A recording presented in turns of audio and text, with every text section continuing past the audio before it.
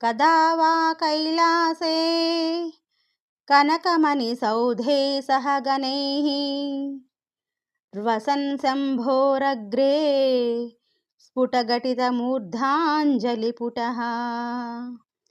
विभो साम्ब स्वामिन् परमशिव पाहीति नगदन् विधात्राणां कल्पा క్షణమివ వినేష్యామి సుఖతః.